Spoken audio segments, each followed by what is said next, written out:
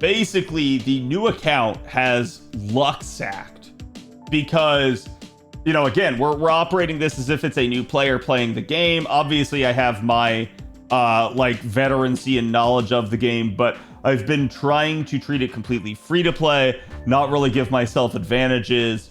But yeah, I cannot deny that this account has gotten some really good early luck here.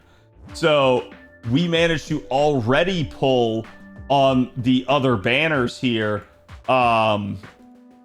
We managed to pull Oberon, and we managed to pull Castoria Berserker. So that was huge. Like, getting them in such small quantities of tickets and courts just really helped this account out. And already I've put them to great use. Castoria Berserker carried me through this summer event here and managed to frankly just like be the carry for this account so far. So at that point, I think we're gonna like continue along that line of thinking, but there are a couple of like priorities, and I felt like I should talk about this again because, you know, I had a question about this the other day from a viewer. I also myself have been thinking about it, but to me, one of the things that this account needs is a challenge support. So this is when we talk about like meta supports and stuff like that. There are units like Proto Merlin here that they're definitely meta, but they're not like meta for farming purposes.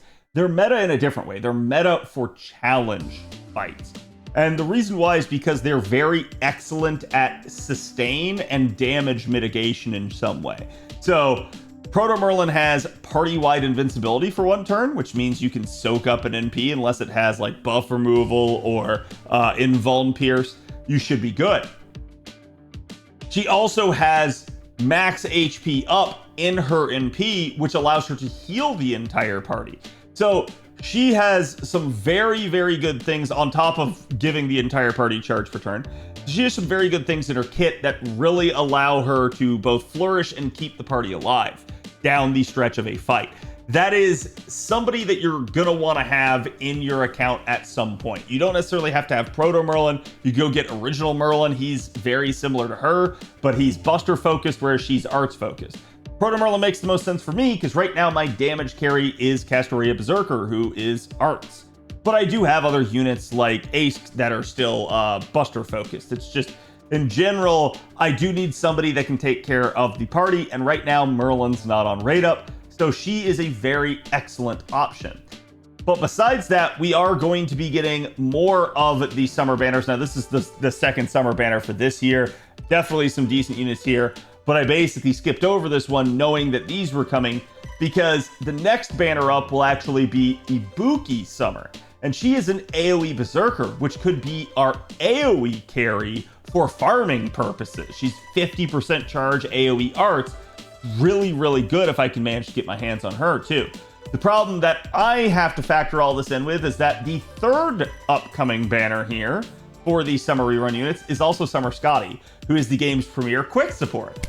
And then if I really want to make matters worse on myself, coming up in September with the probable 3,000 days celebration, we will get another banner for Castoria, like original Castoria, the actual meta support for casters.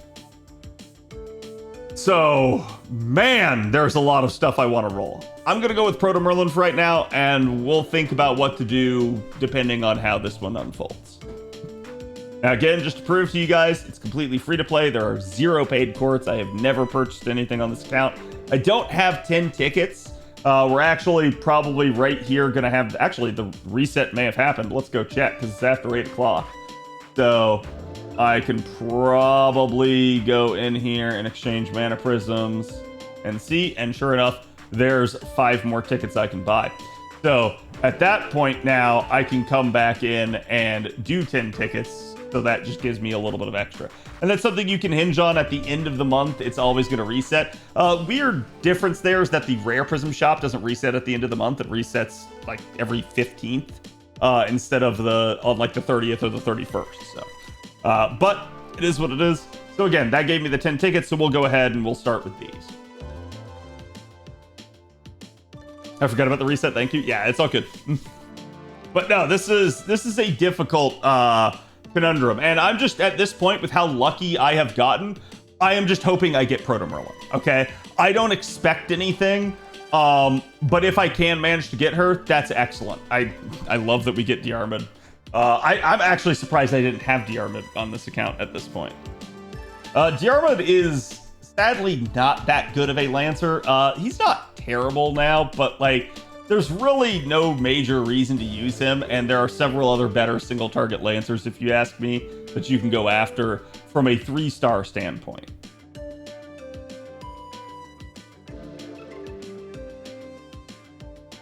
Thank you, Torek. Appreciate it.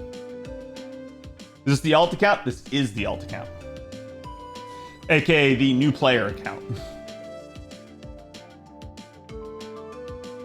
But yeah, like I said, I like to roll tickets in batches of 10 just so I get that multi-spin, and that will help me out potentially. Oh, we got another copy of Faber, aka Caesar. So it's kind of funny because I think I still only have like 1 or 2 copies of him. He was one of the very first units we got on this account, and he just has like not shown up in the FP summon since then. This is just something you'll have to get used to, is that like your FP summons are very variant. Still love the artwork on this CE. Not that like good of a CE, but again, it's like just the artwork. It's primo. But again, arts card effectiveness by 8%, NP gain by 10%, and damage cut. Decent if you're thinking about it from a defensive perspective, but usually if a CE has offensive stuff, you want it to be as offensive as possible rather than any sort of mixed nature. And the reason why is just damage is meta in the game, and the way you're going to protect your units is not via something like damage cut. You're going to protect it via their skills, maybe meta support skills, mystic code skills, things like that. Zamiles, thank you for the follow. There we go. We got another Billy the Kid. Billy's a 50% single target charge archer.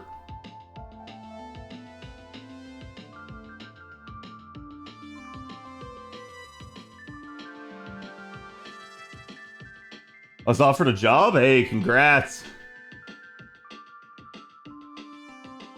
Billy the crit. Yeah, Billy is infamous for how much crit damage he has in his kit, which is a lot. It is over 150%. Oh, Tawara Toda. Toda's actually a really good AoE archer. He's not going to have the self-sacrifice capability like Arash does, but he actually does have the anti-demonic niche. And you might be thinking, oh, so he's good against demons. There is so much stuff in this game that has the demonic like trait on it. You would be surprised. Things like the stupid crabs with the like shells on them, those are demonic. A lot of ghosts and things, also demonic. Like basically, if it just isn't a normal humanoid, odds are it's demonic. So it's really kind of funny, and that makes him really useful in a lot of like farming situations.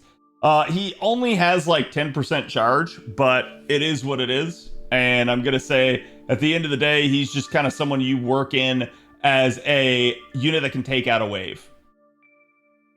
Most Oni as well. Yep. Uh-oh, did I go over my multi-spin? No. There's one more. I use Toto to farm shells. Yeah, he's really good for shells, Magatamas. Trying to think of where else I've used him. But basically, he's just a quality unit. Now, I was talking about the need for us to have a good, like, single target archer. That's still kind of there, but technically it's not as, like, big of a deal since we have Castoria Berserker. The issue we're going to have to watch out for with Castoria Berserker is because she's a Berserker, she's effective against nearly everybody, but everyone's also effective against her. So that's one of the big reasons, and there you go, there's David, who's definitely a decent pull for that sort of thing. But basically, and so that was our tickets. But basically, we want somebody like Proto Merlin who can help protect Castoria Berserker. That's, again, one of the big reasons that we're actually going to roll for her here. Okay, so tickets, kind of a bust. not too much there, but it is what it is.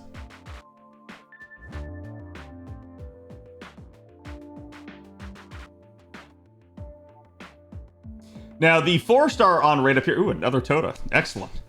The 4-star on right up here is Gareth.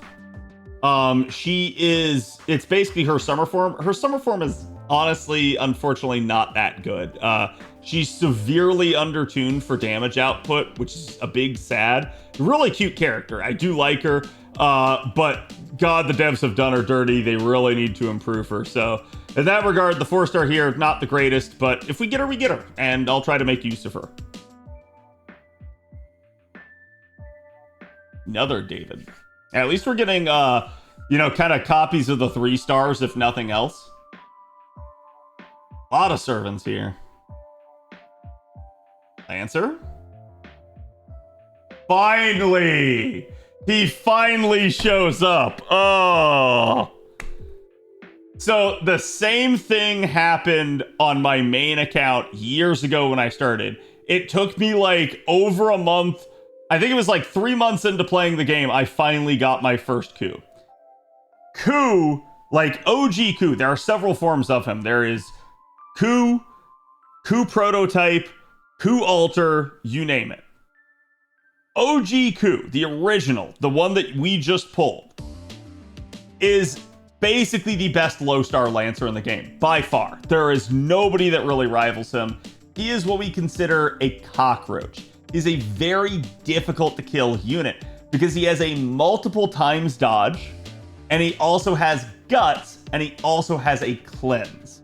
So he's very difficult for an enemy to kill. If nothing else, he can usually just stall out a fight long enough to maybe squeeze out a win on your end. So... and that's not to say that he doesn't have, like, good damage either. For a 3-star, he actually does have pretty decent damage output because the devs have given him quite a few buffs. So he's really, really solid and a really good option, both as just a backline unit and somebody that you can level up as a Lancer. And he is the reason I haven't leveled or invested in a Lancer too much yet. Because I was literally just saying there's no point until I get coup.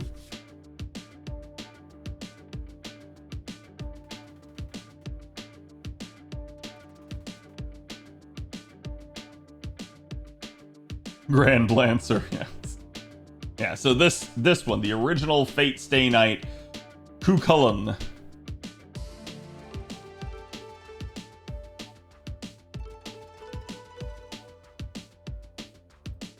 But yeah, like I said, I've been waiting on him to show up. He just had not. I love that we got like his summer CE right after that.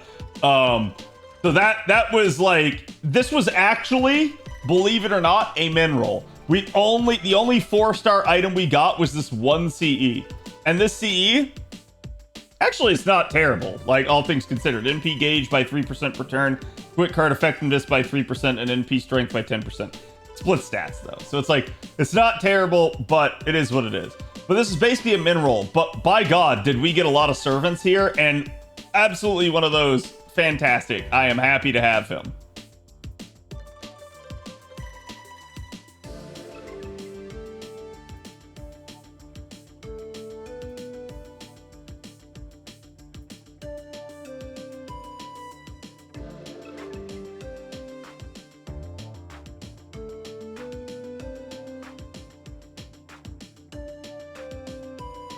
And we may go the distance and get nothing. Again, this account has gotten exceedingly lucky. So it's just, if the possibility of getting Proto Merlin here is really good, if we can manage it, it is well worth it. At least that one, not a min roll. We got 3 4-stars from that. Yep.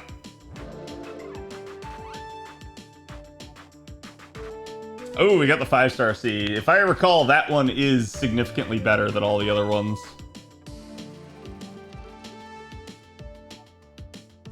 Gonna mention loading screen and rolling? No, because it doesn't actually mean anything. Fun fact. So, what chat's referring to is you can sometimes get loading as you like click the roll button. Sometimes loading is an indication that you're gonna get something that you didn't already have on the account. But in the case of this account, God, that could be like just a new CE. So like, it's really it's really not going to mean much for most of you. For like my veteran account, whenever it gets loading, it is either the servers are having a hiccup and it's struggling to actually like load the role, or I'm getting something new. But like I said, it's very rare that my my veteran account actually gets anything new in that regard.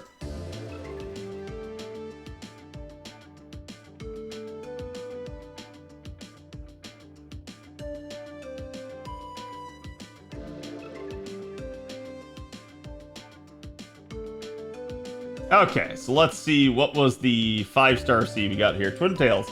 Buster card effectiveness by 8%. Definitely nice. Critical strength by 10%. Nice. NP charge by 2 levels, so it's an overcharge C, but it is all attack scaling. Again, we're probably not going to get something like this MLB, but hey, it is what it is. We also got an additional Medusa copy there and Paracelsus. That's definitely nice. Gioime is also an interesting one, but we have gotten her before.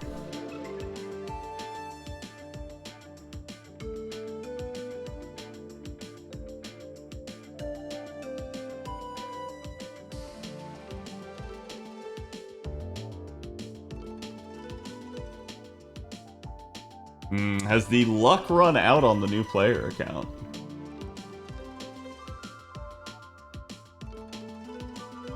I mean, I wouldn't blame it if it did. The new player account literally luck sacked its past 3 SSRs, so. And this does happen. So, like, if we end up having to spend all the courts and we don't get her, it is what it is. Nothing I can do about that.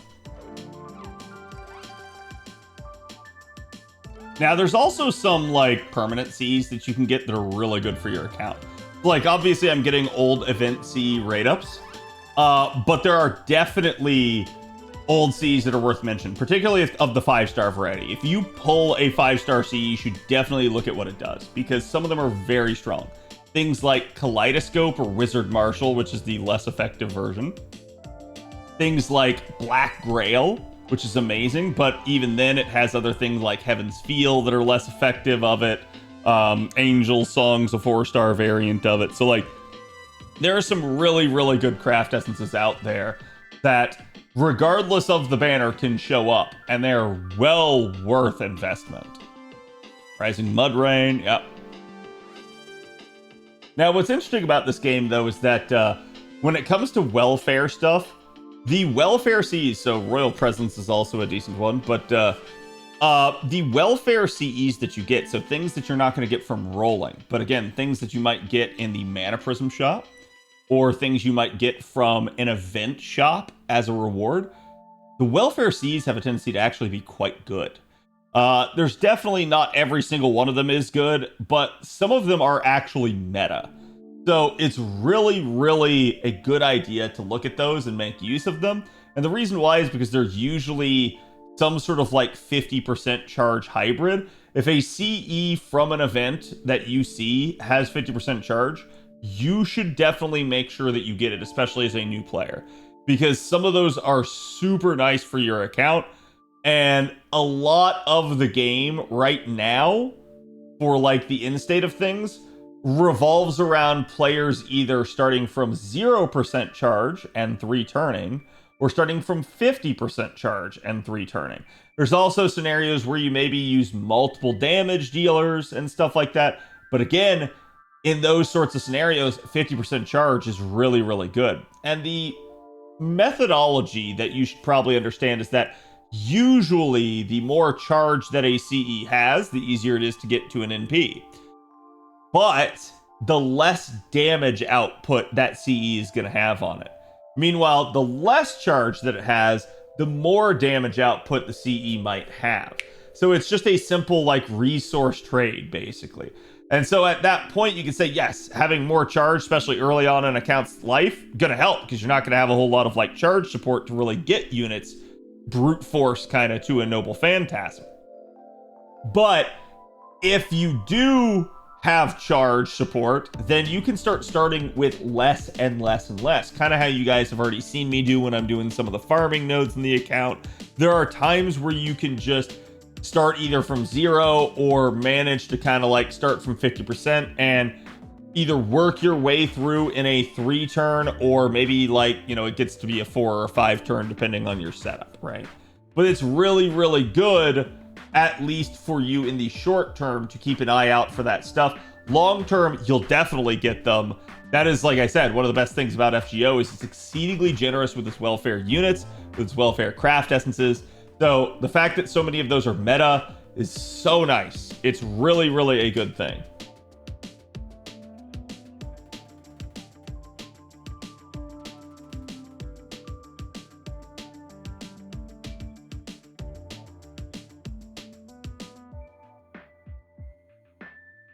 JP players think Olga pieces are her essential materials. That's interesting. I could see something like that.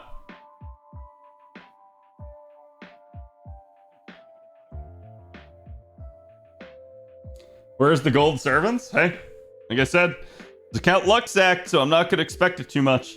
Another copy of Alexander. We haven't gotten too many of him yet. But yeah, we are getting to a point now where this account is... It's gotten some of its 3 stars to NP5. I'm locking them down, and then extra copies of them that I get go in the trash. But like, when you burn a 3-star unit, you're at least going to get mana prisms from that. I don't recommend burning them until you get all 5 copies. But after that, you'll find like eventually you will get NP5 of every like 3-star unit and lower. And then your mana prisms, every time you roll out your FP, are going to start raining in for you. It's going to make things a lot easier for you.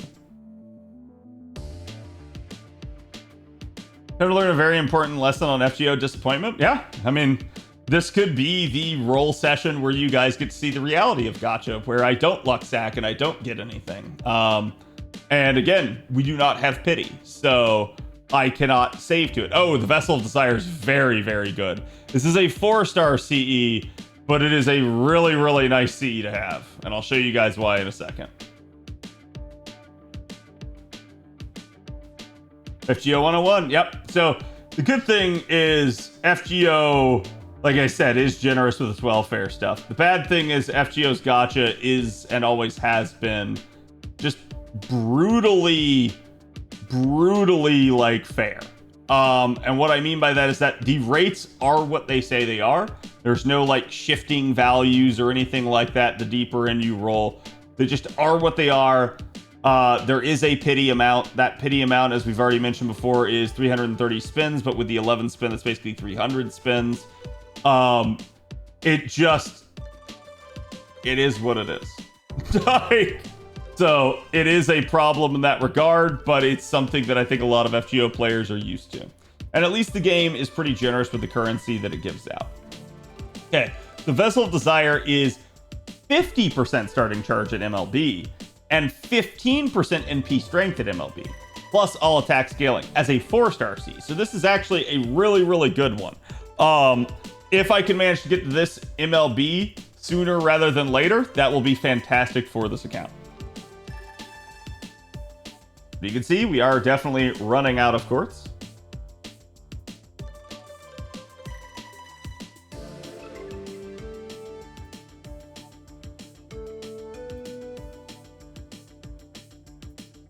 Great for saving party cost. Yeah, party cost is definitely a thing. You haven't heard me talk about it too much, but naturally, some of these 4-star Cs are not as powerful as their 5-star variants. So why would you ever use them?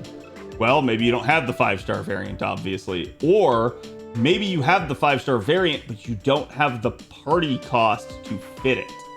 That's where something of a lesser rarity can help you out. It can still give you a similar, albeit reduced effect, but you can fit it into the party thanks to its lesser rarity and lesser cost.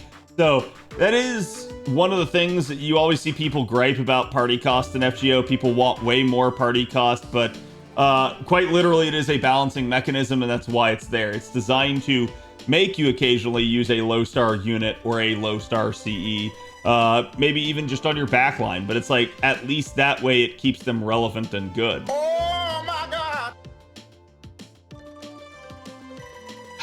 This account is never punished. It is literally never punished. Like I said, we don't learn the disappointment today, and we get Robin Hood. Robin Hood is also one of the 3 stars that I've been waiting on.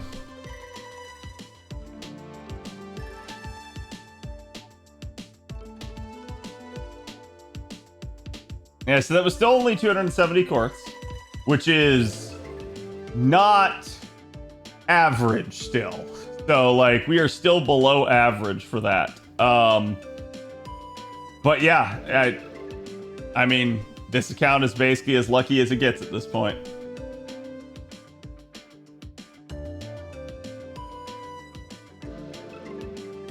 Barely below average, but it is. So Robin Hood's really interesting. He's a 3-star single target archer, and he hits harder than some of the 4 and 5 stars. And the reason why is because Robin Hood actually has a mechanic where anything that is poisoned, he deals like super effective damage to. So he deals really, really solid damage. We will definitely want him in P5 eventually. And he absolutely can be a single target archer carry for us. His issue here is we would need to basically do his rank up quest to unlock his self-survival skill. But yeah, he's definitely a solid option. The thing you got to watch out for, because he does provide poison within his own kit. The thing you got to watch out for is poison is a debuff. Enemies can either resist it or they can just be immune to it. And therein lies the problem. If you land it and you manage to get his NP off on the unit while the poison's in effect, he's going to do some solid damage. If you don't, he's not. So it's definitely a really, really nice one. We still have 343 quartz to spare. I'm debating because, again, the possibility here is you may see me do another roll session for Ibuki when she gets a banner. Like I said, she is the AoE carry. But the other flip side of things here is that we have Castoria coming up in September. I can probably start saving towards pity, which with how lucky this account's getting, I feel like it's going to slap me at one point and I'm going to have to go to pity. It just happens. That's just the way the game is. Sometimes, like, you get really, really, really lucky over and over and over again. But please understand, you will not always get lucky. I cannot express that enough that, like, you know, chat was saying, this could have been the stream in which you guys managed to see disappointment on this account, and we didn't get it. And that is the lesson, is that if you don't save to pity, you can't expect to get the unit. Because FGO, like I said, is brutally fair. For every time that you YOLO, luck sack, ticket pull a character, you will also have a time where you just get taken to the cleaners. That is just the way the game is. Basically, what the averages are what you can normally expect, but it doesn't mean it's going to happen. And you might be the outlier that time that you decide to roll. So I caution you guys as a whale, as a veteran of the game, as somebody that has rolled a ton. There are times you will get lucky. There are times you will not. And it just is what it is. Okay? But keep in mind, if you don't get the unit, there will always be another banner for that unit. And the only way to assure that you don't get the unit is to quit the game. If you actually keep playing, you'll get another shot at them, and you can maybe secure it the second time around. Or again, there are things like the GSSRs, where maybe if you decide that you do want to spend a little bit of money on the game, to me, the GSSRs are the best way to do that. So you can obviously buy packs of quartz. Again, just to, well, I'd have to actually go in over here. Let's see. Since I currently have quartz, I can't buy it from that page. So instead, you'd have to come in here and you can see, like, oh, hey, would you like to buy this stuff? There you go. Now, it's not going to show the prices, I guess, because I'm playing on an emulator and none of this is hooked up. So it's not actually free, but you will see there are a certain allotment of quartz in each pack that you buy. So again, you're going to get a total of 167. This is the max pack. This is the biggest pack you can buy. We'll get you 167 quartz. 86 of that is what we like to call paid quartz. Okay?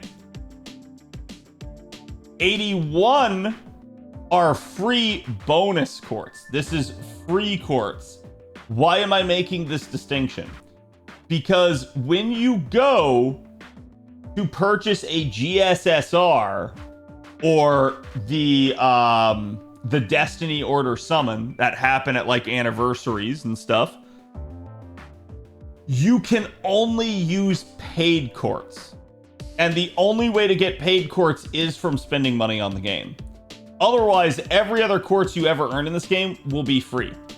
So the only way in which it matters is GSSRs. That's literally it. Those are the only thing that paid quartz matter for. But yes, if you want to do a GSSR, you do have to pay them a little bit of money. That is like the specification that they use. Otherwise, you can just buy packs, and if you want more quartz that way, that's the whaley way of doing things.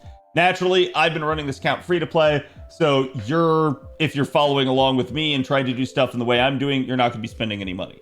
But it is absolutely, at least as far as GSSRs go, probably worth it.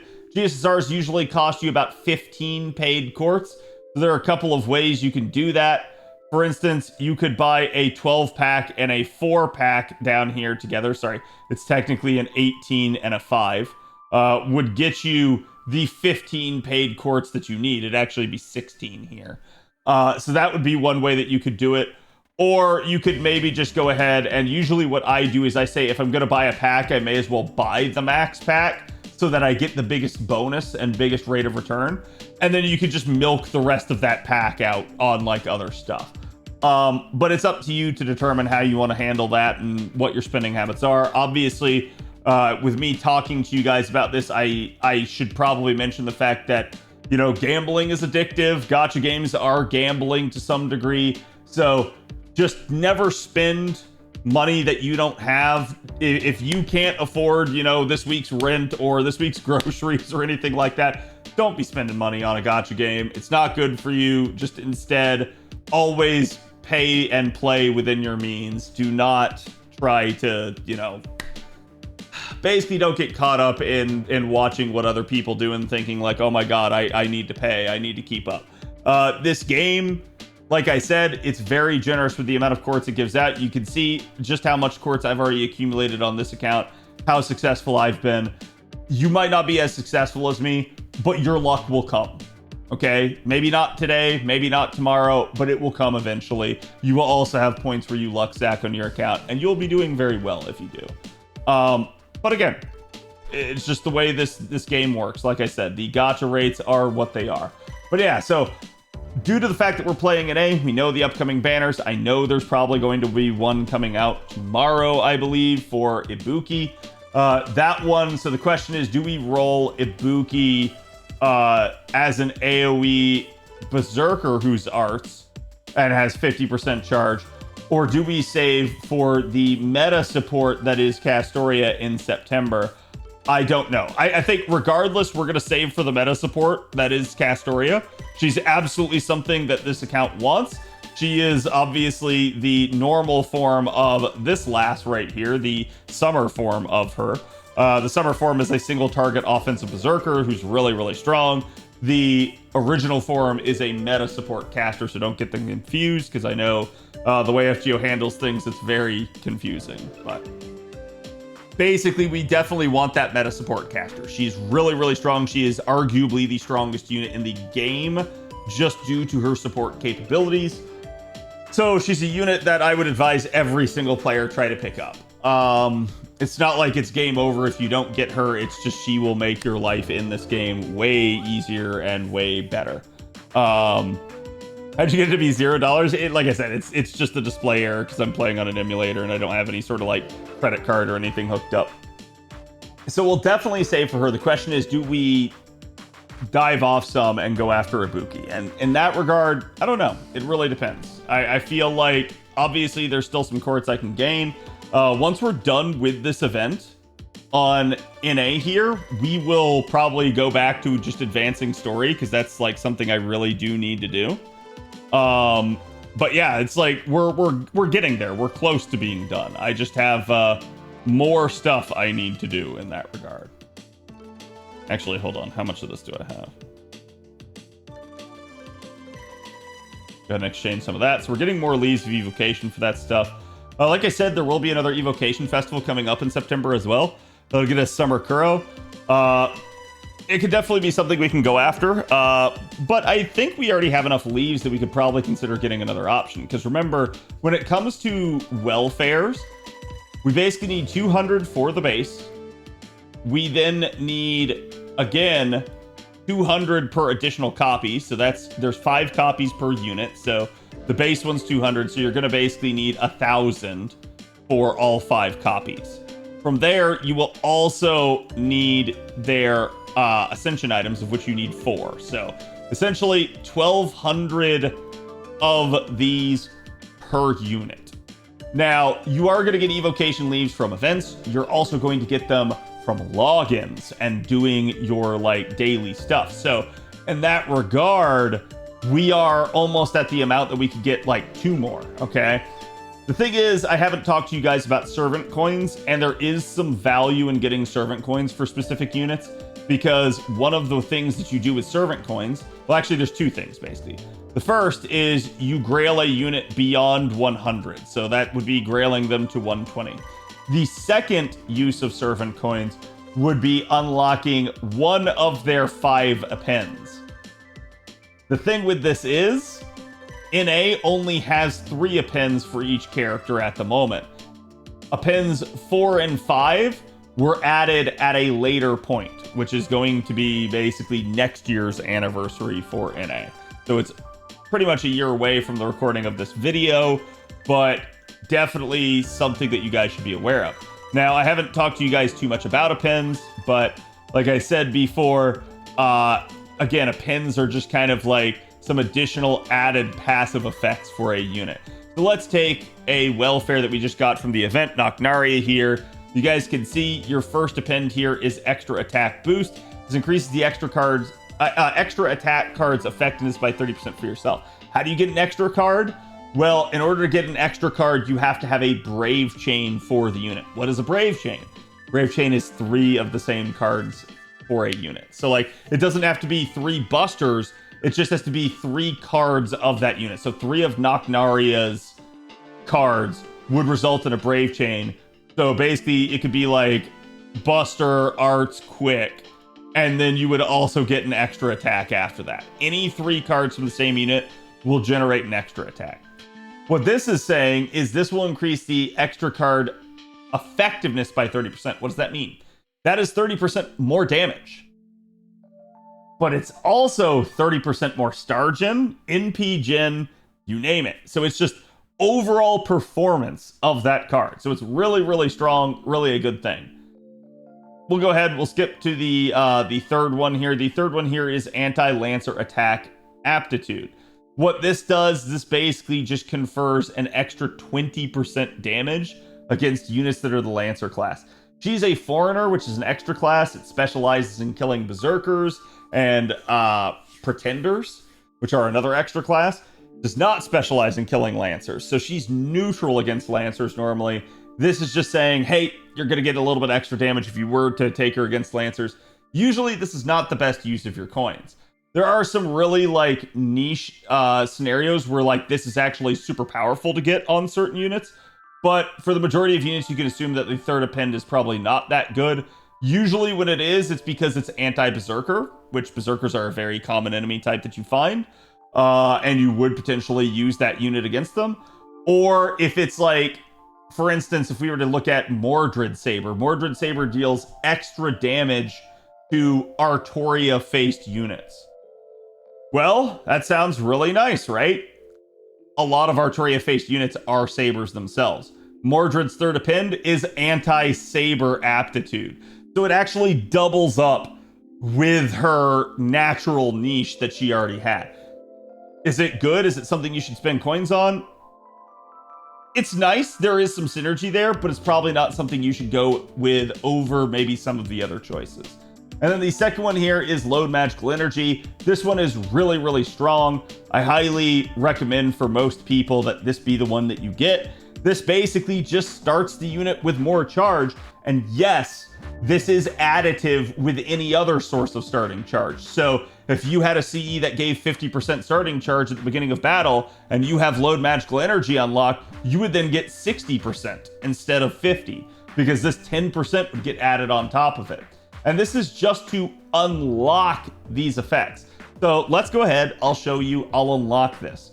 Now, it doesn't cost you anything to unlock other than coins. But as we unlock her append, We now have load magic energy unlocked, and so she'll start out at 10%. Now, with her being a foreigner, this one's a little bit of a weird one because she'll use ascension materials here right off the bat. Normally, this is going to work exactly how skills work with regards to leveling purposes. That means your first couple levels will use skill gems. Then after that, it'll use both skill gems and ascension materials all the way up until basically the 9th one, which just uses, again, ascension mats, and then a crystallized lore for the last one. So in her case, she's a little bit different because she's just using ascension materials from right off the bat, but that's just because she is a foreigner class. Now, if we were to level this up, this would go up in percentage. And at rank 10, which is the highest rank of this, you would get 20% starting charge instead. So you can see how this skill could be really, really strong. This works so well on so many units. Load magic energy, aka mana loading as we like to call it, is usually the best append on units. Now, there's something else you should know about appends. The first append and the second append, regardless of the unit, are always the same. It is always these two appends. The third append is not. The third append is different for each unit. So that's why I say, like, the third append, sometimes it's worth investing in, sometimes it's not. Usually people only invest in a third append when, one, it's good, and two, they have enough coins. If they don't invest in it. So it just is what it is. And coins and how you get them, there's really only two sources. So source number one is going to end up being bonding. As you bond a unit up, you will get more coins for them. The second is rolling. Or rather, we could call it, I guess, acquisition. Because some units you won't roll for, you will get them like via welfare. But usually now the way welfare units work is just like we had with Nocnaria. She is a welfare unit that we got from this event. You would get her coins from the event shop. So that's normally how that would be the case. But those are the only ways that you can really get them. It's basically rolling and bonding, okay? Unless the unit's a welfare and you can get the coins from the shop. That means your coins are finite. You're not gonna have a ton of them, and you need to really, really, really weigh in with what you maybe want to do. I think probably a good thing would be to show you guys here my main account so that you guys can get an idea of what I'm talking about. Because my main account, well, has to log in apparently. My main account has several units that are grailed to 120. And there's a whole lot of appends and servant coins used on this account. So how do you know what to do and like what to prioritize? Well, for your account, you're going to want to ask yourself eventually, who do I want to grail? If you think it's a unit that you want to grail and you really like that unit, that is going to be something where you're going to have to ask yourself, okay, do I want to use the extra coins? So I'll give you guys an example here. Well, let's see. Who am I currently working? Yeah, okay. Ironically enough, another foreigner. So I'm currently working on my MHXX here, to 120. This takes a lot of embers. It takes a lot of investment to get her there. The problem is I need to bond up my MHXX here a lot more. I have to actually get her all the way to bond 12 to have enough coins. Why? Well, because I already unlocked her mana loading. And the problem that I am currently having is that I don't have enough coins to grail her again. So let's go look at what that entails. So if we go down here to Palingenesis, this is where you would go to grail somebody. You can see grailing her after 100 is going to require a grail for every 2 levels, and it's going to require 30 coins each. That's why I said, like, your coins are finite, you need to think about how much you're going to be spending on them. Basically, to take a unit from 100 to 120 at 2 levels per palingenesis, you are going to need 10 grailings, aka 10 grails and 300 coins. That's a lot.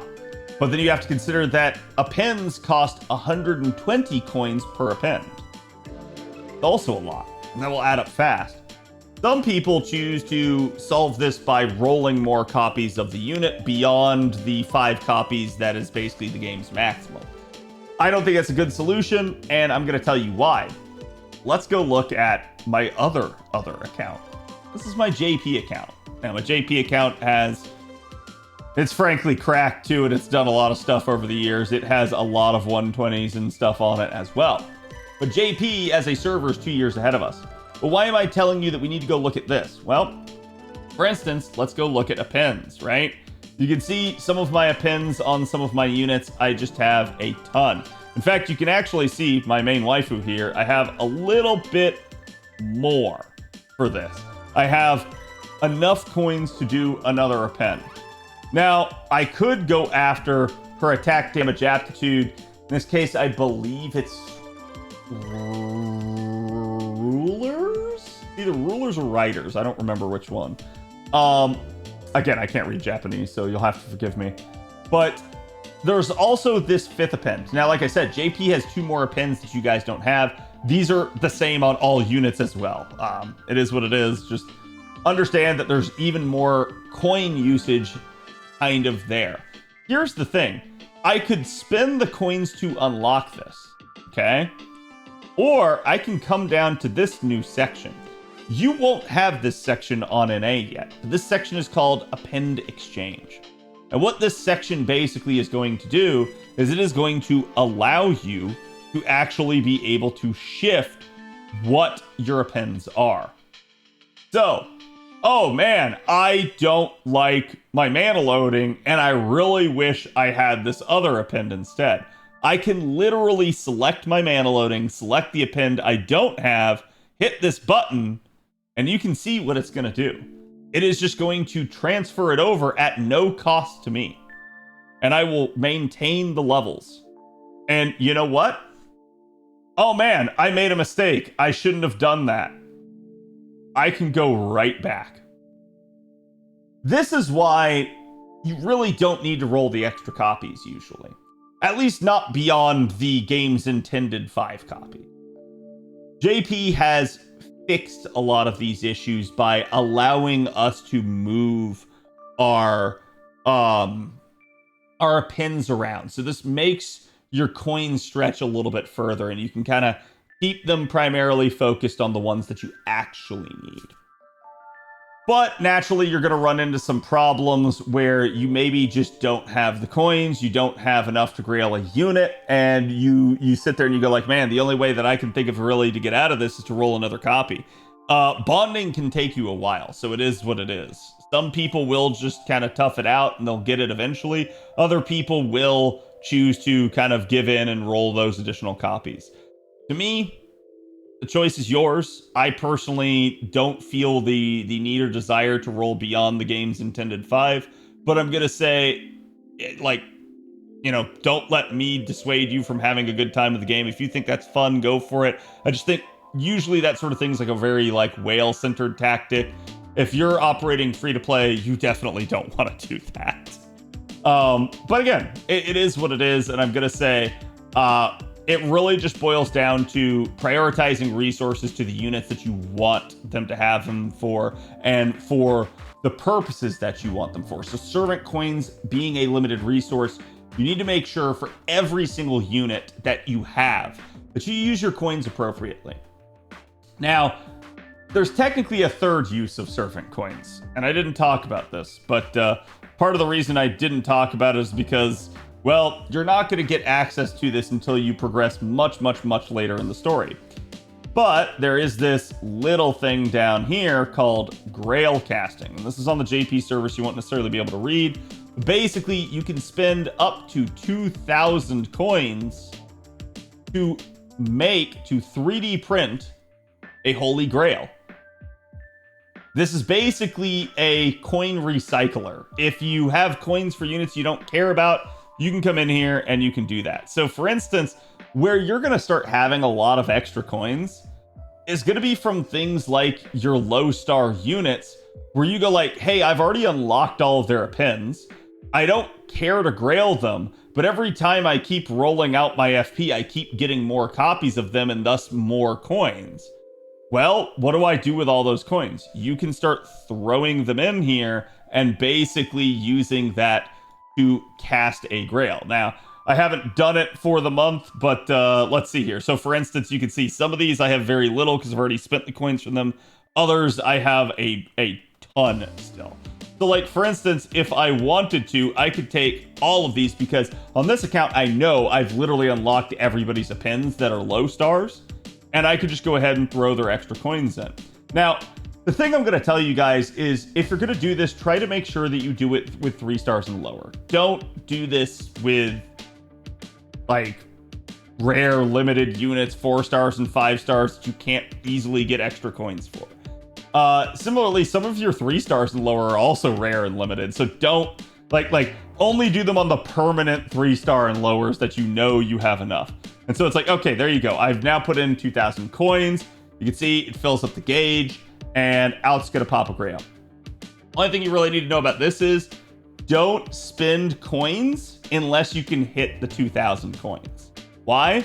Because if the end of the month happens, this resets, and you will lose any coins you had in progress. So that just got me another grail right there, and you can technically do 2 grails a month. So up to 4,000 coins a month. If you have been playing the game a long time and you have a ton of coins, this is absolutely something that you can just kind of like automatically do every single month without having to think much about it. But for a lot of people, it's going to take them a long time to get to that point. And usually people are at this point because they have so much FP, so many friend points on their account. The main way you're going to get friend points is not, ironically enough, from your friends using you. The main way you're actually going to get friend points in this game is from farming lottos. So the longer you play the game, the more lottos you farm, the more FP you'll eventually have, and that actually will be the primary resource. Doesn't mean you can't get FP from your friends using them. You can actually get quite a bit, but usually lottos easily outpace that sort of thing. So anyways, that is why I wanted to bring all of this stuff up. That you guys understand, servant coins are a very limited commodity. You need to be super careful with how you use them. Don't just like throw them around. Similarly, if you ever see them like in an event shop for a welfare like we have here, buy them. You definitely want to buy them because they're not coming back. So I'm still clearing out this shop, so it's something that I haven't finished yet, but it's definitely something you guys want to do. Actually, and I can go ahead and kind of show you guys a little bit of my normal clears of the event so you guys can get a feel for how I'm doing things. But it is what it is.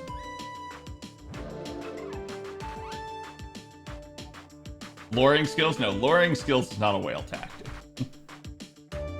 And we can also, let's see, how much of Proto Merlin can I get online? So Proto Merlin's actually a pretender class. Pretender classes are weird. They are very similar to alter egos, where they do 1.5 times damage against knight classes. So the knight triangle would be saber, archer, and lancer. They will deal 1.5 times effectiveness against them. Their true niche is actually that they're anti-alter ego. So they do 2 times effectiveness against alter egos, which is funny because the alter ego class is 1.5 times effective against the cavalry triangle, which is riders, casters, and assassins. So it's just, they're very similar classes, just one specializes in killing the other, and that's because alter ego specialize in killing foreigners and foreigners specialize in killing them. So it's basically another rock, paper, scissors triangle. Which is ironic because in that rock, paper, scissors triangle, let's say that's alter ego and that's foreigner, there is technically another extra thing here, and that's Foreigner also has extra damage against literally other foreigners. Don't ask me why they did that. It's because it took the game a long time to have pretenders come out in it, so it's just I think the game just said, you know what, whatever, like we need to provide foreigners some like extra use besides just killing berserkers. And in that regard, they do. Coins for welfares do come back to the Evocation Festival. True, that is a very good point. I did say that they don't come back, and they technically do. Just keep in mind, Evocation Festival is rolling out over time, so like if you don't get it in the event that it's in, you might be waiting like a year or two for it to come out. That just is the way it is. Just keep that, you know, kernel of knowledge in the back of your mind there. Okay, so just looking at this very briefly here, do I have foes? Actually, one of the big things I want to check here. I luckily do. We can go ahead and we can start trying to pull some of these out. In fact, I think I'm just going to go ahead and do just that. I'm going to pull out all my normal foes. Some of these are gold foes. They are for use when a unit gets above 1,000 foes. But yeah, I'm just going to pull out all the normal ones for right now. And if you really wanted to and you're worried about clicking one of those, you can filter by rarity. 4-star foes are... So golden foes are 4 stars. Your normal foes are 3 stars, basically. So feel free to make use of your filtering. It will help you out. But yeah, I pulled all those out just basically so I can see. So I have about 38 foes, 43 of the other one. I don't know why it's imbalanced, but it is what it is. We'll go ahead and we'll foe up her. At least, at minimum, I would say you would really want to foe her HP because she is a challenge unit. You want her to be able to stay alive. That is going to be primarily her thing. So you can already see like just the impact that the foes would have. This is only level 1, but it's increasing her HP from 2,000 to 3,000. It's already having a nice impact. Basically, it's an extra 1,000 that the foes are adding. The reason why it's a little bit more is because she's also leveling up here. So you can see that's just telling you, hey, look, if you do that, you can also get it from... you can also do 4-star foes now. Yes, the new account has Lady Avalon and Oberon. Lady Oberon. Yeah, we do want... So, same class only. In her case, she's an extra class, so this would be all cards. You can see it will slot some of that in there. We don't actually have that much in the way of all embers at the moment. But the primary thing for her is going to be, can we get her at least ascended so we can access her skills? Let's see, do we have experience? What kinds of experience do we have? Got some small midges of experience here that I'll pull out just to save, again, present box space. And I may have to tap into all of this, so it's fine if I do. JP, interestingly, you guys have seen me do that like little fishing mechanic where I like fish for procs and stuff. So like I'll back out 3 embers here and see if I get a proc. JP just recently put in an update, literally like 2 days ago, where now if you get a proc, it refunds you the ember, so you don't have to do the fishing anymore. But it is what it is.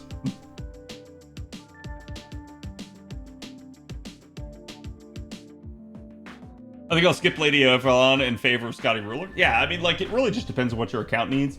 My account needed a challenge support, somebody that could actually, like, sustain the group. So I was like, oh, crap, I actually need to roll her. Okay, so, again, because it's a pretender, so pretenders, foreigners, and avengers are the 3 extra classes that only use ascension materials. And that does make them kind of nasty to level up, especially for a new account that maybe doesn't have a lot of ascension materials. Whereas alter egos, moon cancers, and rulers are the other 3 extra classes, and they almost only use skill gems to level. Which, like I said, early on, also kind of crap for a new player, but later on, skill gems become a non-issue. So... Like, later on, they become way easier to level, depending on the account.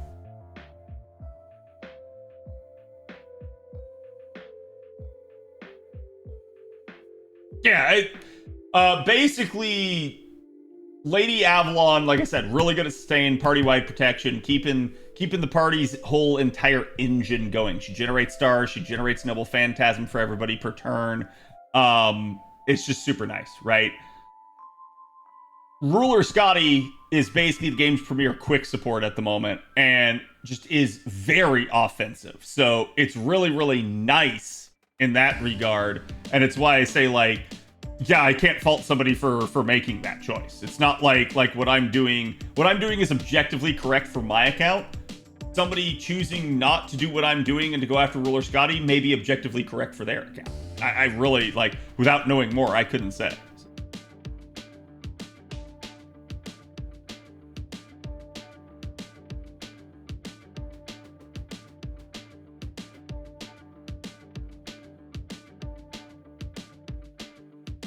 Okay. Go grab some more embers here.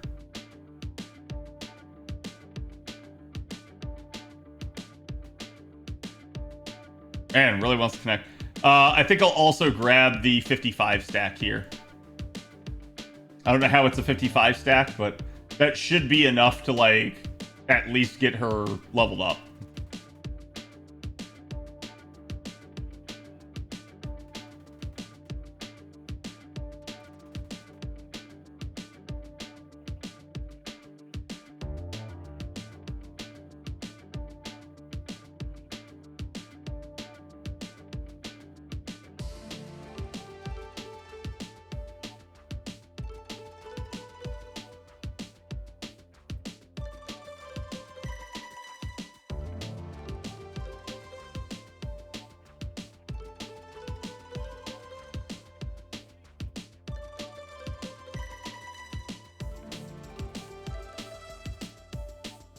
Okay, so I definitely don't have enough right now for that ascension.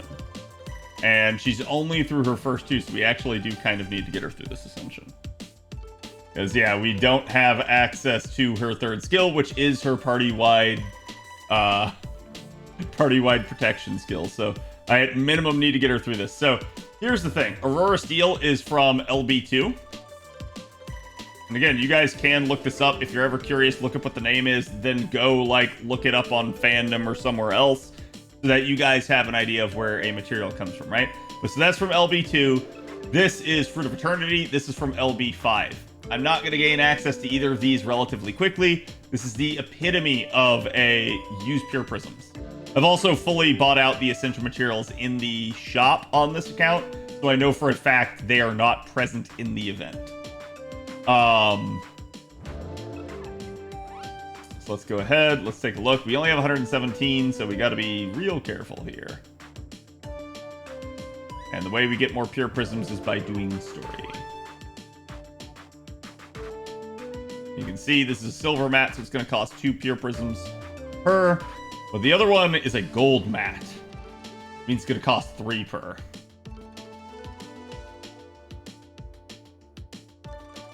We are running out, quite literally, of pure prism. But it is what it is. It's just, that is what they are there for, especially for an early game account that doesn't have access to things. So you definitely want to prioritize it, especially for things like Ascension. Ascension's what's going to keep your levels down. It's what's going to keep skills from being available to you. Naturally, leveling up skills, you really want that as well, but to me, you will level your skills over time anyways, and there's other things you need, like skill gems, that you can actually work on farming. So to me, it's much, much, much more important to get it for things like Ascension.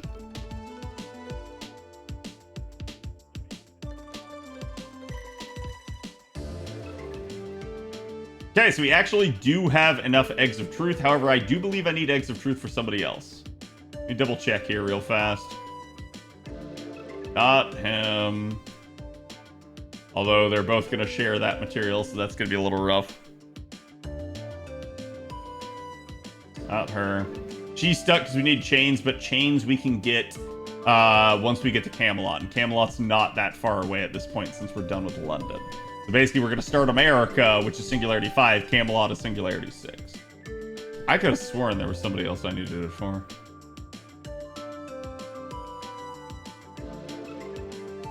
Oh well. Let's get her leveled. Back out a couple here.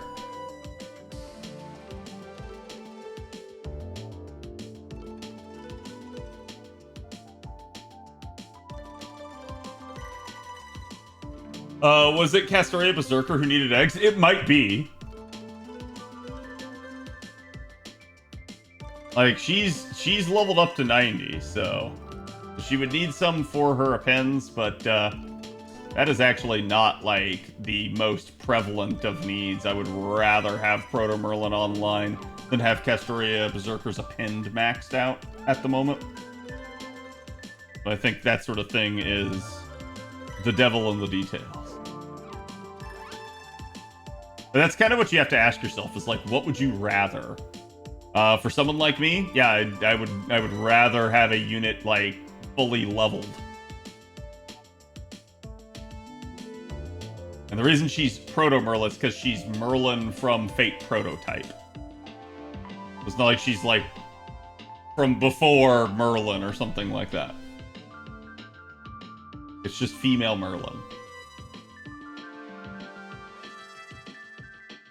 There we go, 3 additional Sanct Quartz, so also worth it from that perspective. And then, oh boy. Game does not want to give me a proc.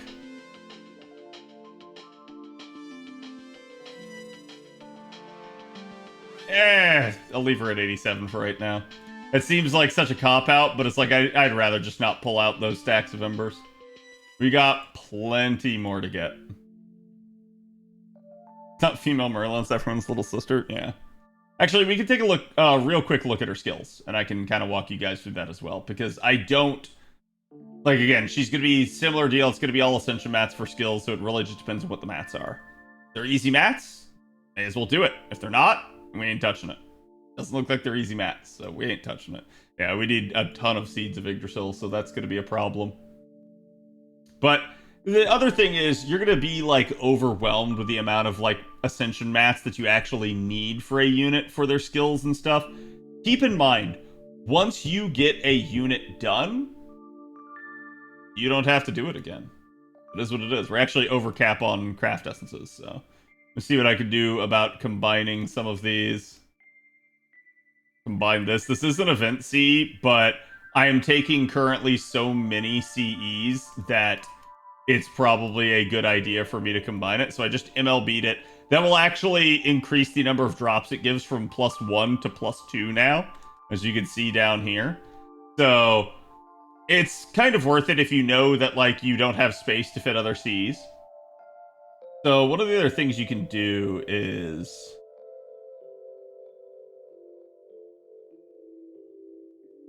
you can go to held status as one of your filters.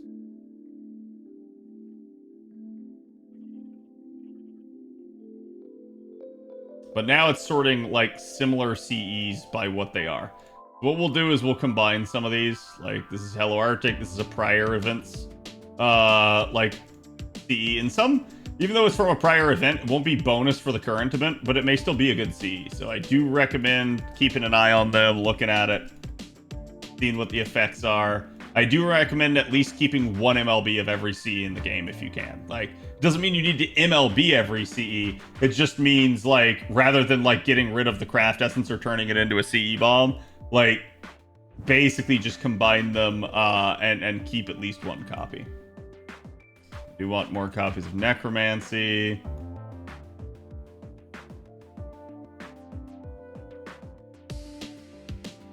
Little bit older. Actually, I didn't even look at what its effect is. Arts and Buster card with critical strength? It's actually not bad. It's just a solid 3-star CE. You're not going to use 3-star CEs very much, but as far as they go, that's a nice effect. And I guess this would be a decent time to show you guys how to make a Craft Essence Bomb. But real quick, let's start up here with the higher rarities. Make sure there's not other stuff that I want to combine. You'll see me like say, hey, I can't MLB that yet, so I'm just gonna lock all the copies. Or you can go ahead and you can just start building towards an MLB.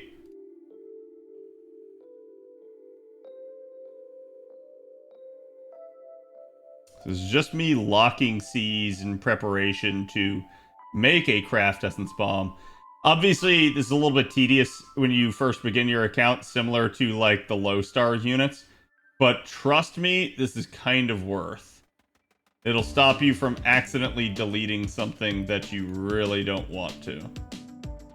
Okay, this one can actually be combined, so we will.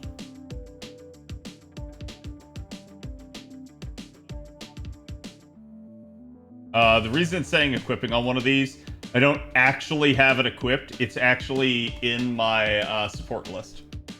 So if you ever like see something like that and you're like, I didn't have this on a party, it's because it's in your support list, and that's your sign to go check your support list after you do all of this. That you don't leave like a unit up with no CE on them and stuff like that. It's just good friend etiquette. And again, when you're a new player account, you want every advantage that you can for securing other players to join your account. Like as a friend, you don't want to like piss people off. You want to be bending over backwards to make other people happy in that regard. That you can have some good high caliber friends that have robust units for you to use. Okay. Parted C, if I remember correctly, has dodge on it.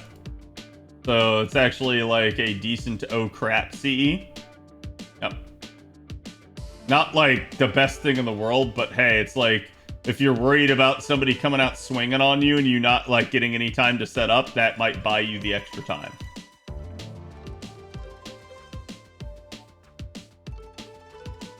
Now, what you are going to see is I'm only going to lock the 3 stars. Ah, Dragonkin. That is also a really, really good CE.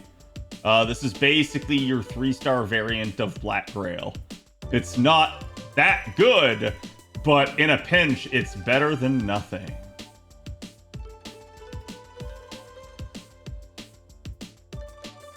Now we got Ren's Pendant here. And I got it MLB. Again, this one is just critical strength, so another good one. Okay, so that's all of my 3-star Cs. Everything else is 2-star and lower down here. That's fine. I'm also going to lock one of those. And now what we're going to do is I'm going to select one of these. This is going to be what I call craft essence bomb making. Why do you need to make a craft essence bomb? Well, let's explain in TLDR terms. This QP is your lifeblood. This is basically like money in other games. You can't do anything if you don't have QP. So many things in this game take it for enhancement. So just keep in mind QP is something that you want to be as efficient with as you possibly can. Now, the reason you make a craft essence bomb is because how would you level a craft essence? Well, like for instance, if I were to say, like let's pick like a 5-star CE or something here, right? So let's take Chasmatis. Oh man, I really want to level it up. So I could just like come in here and I can like select all of these and I can go like, oh wow, look at that. Look at that experience. And it doesn't look like it's going to cost that much. Problem is, as the levels of the craft essence go up, this will start costing exponentially more. So it's very, very, very, very, very dangerous. You don't want to do that sort of thing if you don't have to. How did that unlock? Like, these are all extra copies, but actually, that's not either. Make sure there for a second. Okay, yeah. Like I said, I don't know how those were unlocked, but it was what it was. So let's go find our friendly locked one again, which of course reshuffled itself. Here we go. It's right here. Okay. We're just going to go ahead. This is a 1-star CE, and I'm going to MLB this CE. This is how you make a craft essence bomb, and this is how you're going to cut down on QP costs. So, interestingly enough, leveling up a 5-star CE versus leveling up a 1-star CE, 1-star CEs are way cheaper. Naturally, they're just much less a rarity. So we're going to create an MLB, and we're going to take all these other craft essences. Now, I say that I'm actually going to go ahead and like create another pseudo CE bomb, just so I have space. I'm gonna cheat, and that's gonna keep it down to 1 stars only. I'm just gonna create a couple others just for proof of point here, but basically this is me just kind of future-proofing myself. Okay, I'm gonna make 1 more here.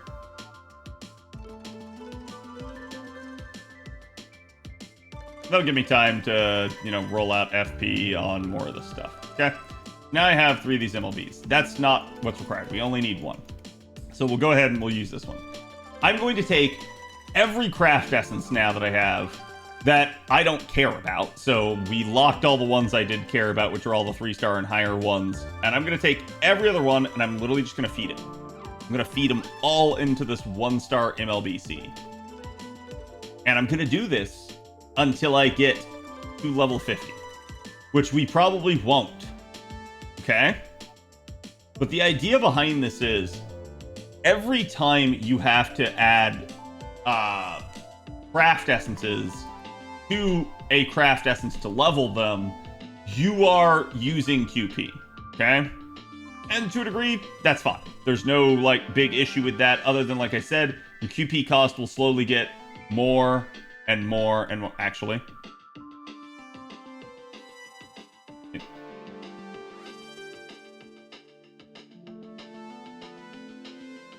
what do you mean unavailable? Huh? I know why it is, and I hate that it is. Yeah, it's because it's still in here.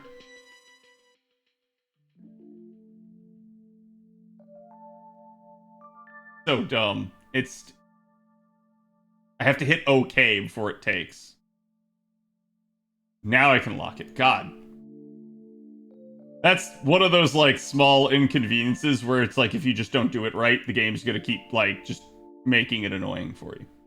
This is warning me now, saying, hey, it includes 4-star materials and higher. I'm good. These are CEs where it's like, they're just extra copies of a CE that I already rolled plentifully. They're also not that good. I don't really care. So it's like, I'm gonna go ahead and feed them. I will say, when in doubt, just don't do that to any of your 4-star CEs. Hold on to them until you know the game better, until you know what you can and can't do. You can see we are leveling the C up. This is now 2-star Cs that are getting thrown in. They're worth a little bit more. The reason this is important is the cost of adding materials to things is a factor of rarity of the CE that you're trying to level of the CE, and the amount of materials that you're putting in. So if I were to put in 19 materials instead of 20, it would cost less. Just naturally, okay? So the amount of times you're throwing stuff in, plus the level, plus the rarity, is where that exponential cost is coming from. We're doing this on a 1-star CE, so it's not very expensive. So it's basically cheapening the cost. And you'll see why that's important here in a second. We just have to actually finish adding all of this. Also, should be worth noting, you don't have the add a 20 stack like you do with leveling a unit. That is something that JP just recently added after years of people asking for it. I don't know why it took them so long, but yes, now you can do that on JP, which will be 2 years before it comes to an A. But it is something that, like, we're just all happy it's there, because this is literally something that we've just been begging them to do. And it has absolutely made making craft essence bombs easier. As you can see, this is just tedious right now. But ironically enough, I'm actually teaching you guys the quick way to do this. The slightly more efficient way is infinitely more tedious than this. So don't bother, it's not worth. Trust me, it's not worth. You will save a minuscule bit of QP, and the simple amount of time and brain power that you would lose is not worth. It makes this take exponentially longer.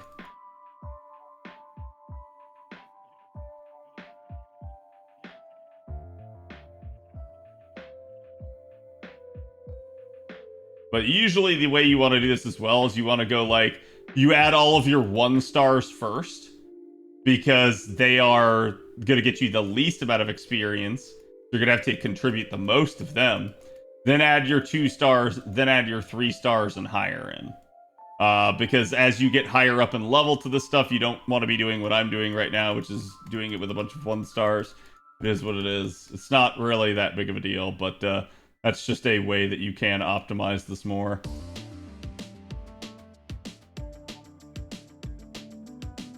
When in doubt, you know, things like the ascension and descension thing over here, the level and filter restrictions are all stuff that you guys could use to make this a little bit easier. I'm just, for the sake of speed and time here, just kind of going with it.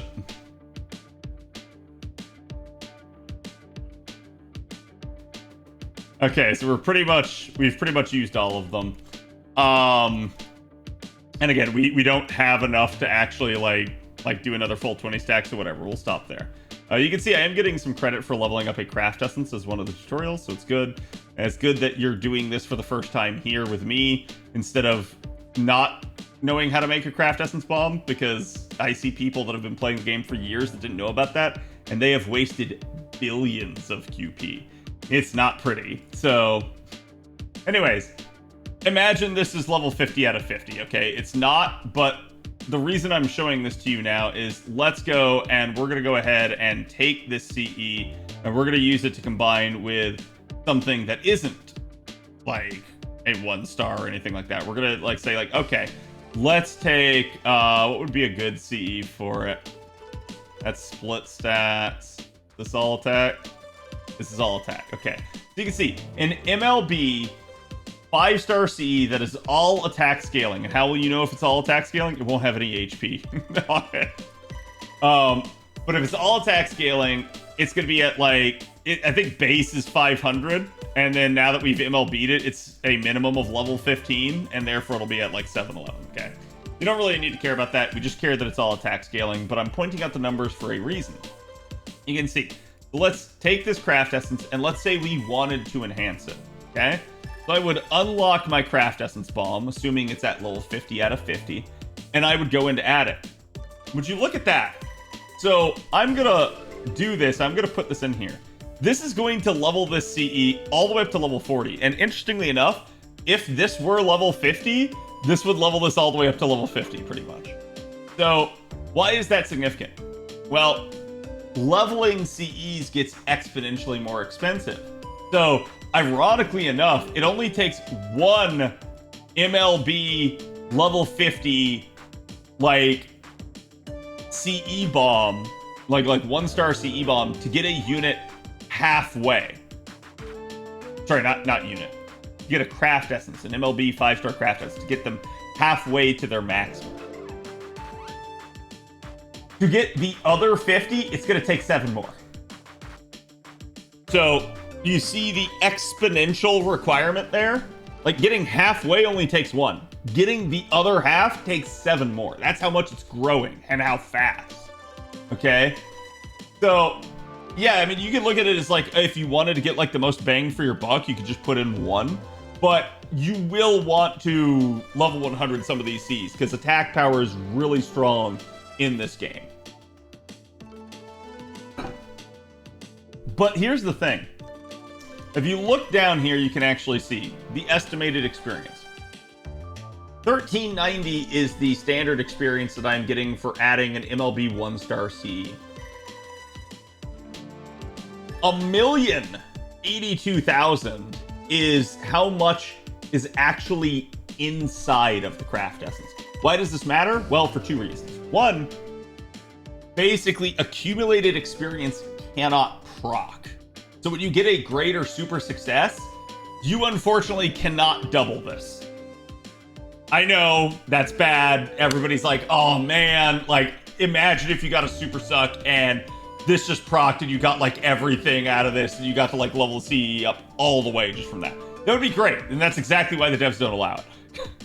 Because CE bombing is already kind of cheating the system. So yeah, accumulated experience can't proc. Instead, if you get a super suck, it'll only proc off of this. It sucks, but it is what it is. The other reason it's significant is, let's go back in. And let's look over here at the right side of the screen. You guys can see. this is how much QP it's costing us.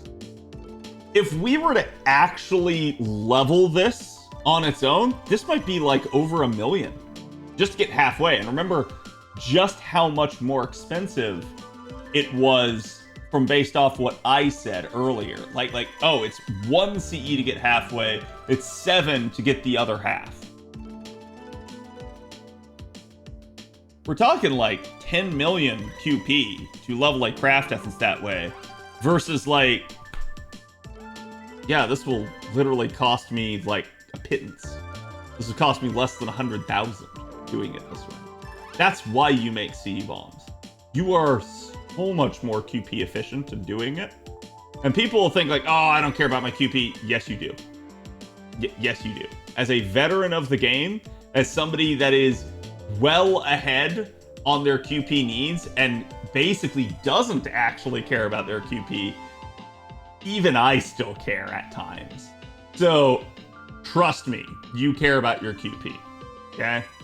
QP is how you do everything in this game. So yeah, that's why you make CE bombs. They're stupidly powerful for the purposes of, again, just like actually leveling a craft essence that you want to level.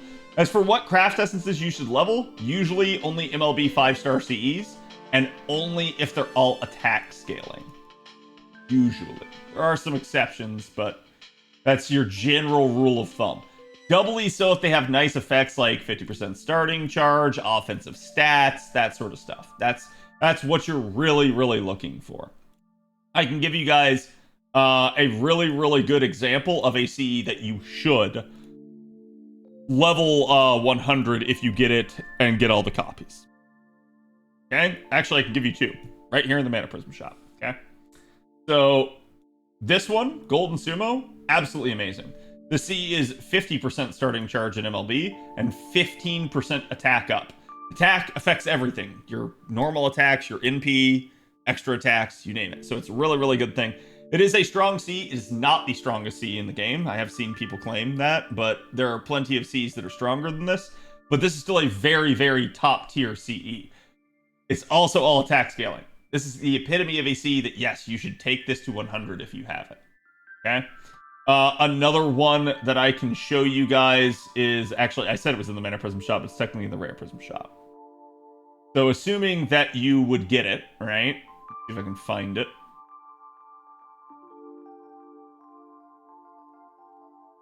There you go. Sweet Crystal here.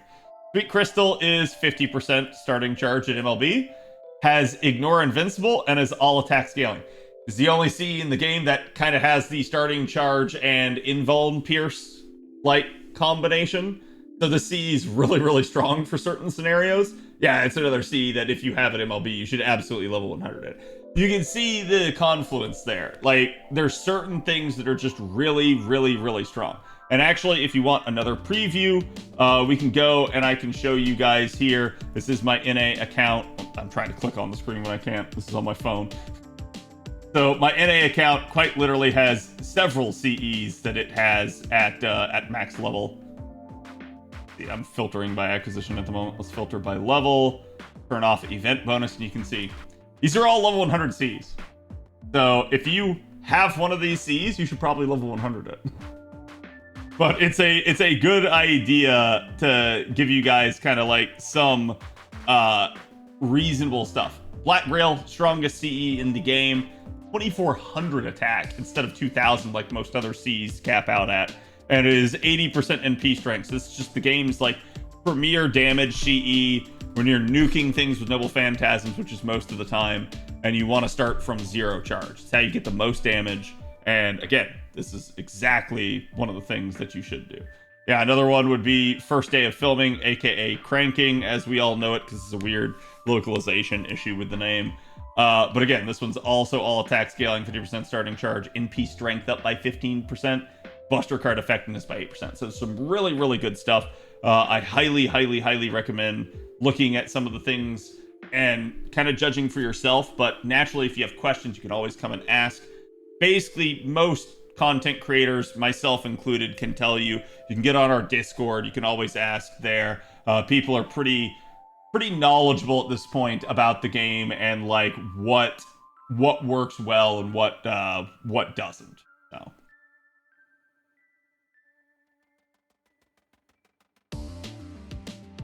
But yeah, so that's kind of the logic behind trying to take a CE higher and getting more value out of it. But yeah, that is the general idea behind it. So let's go ahead, let's run a node. I don't know that my Proto Merlin's going to be that effective here, but it is what it is.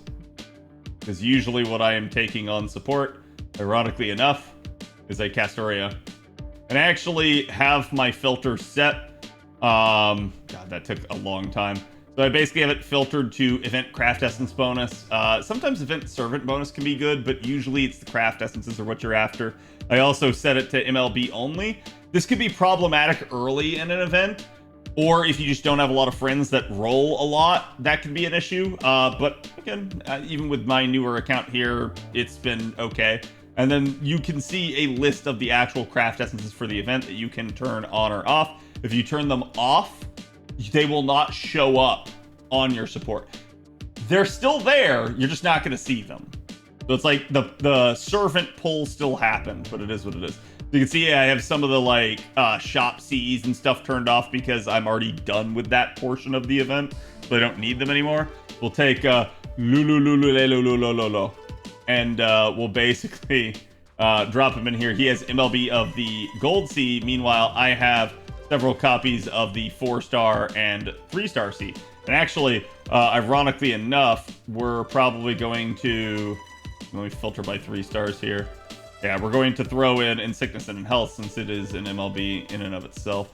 Actually, what is the effect of this? Debuff resistance and NP gain by 10%. Don't care about that, so we're going to give that to waiver. That is not an offensive stat. So, basically, I guess NP gain kind of is, but basically, I'm just going to slot this in so I'm taking the maximum bonus. This is not going to be an easy 3-turn for me or anything like that, but this will work. It's going to do some stuff for us.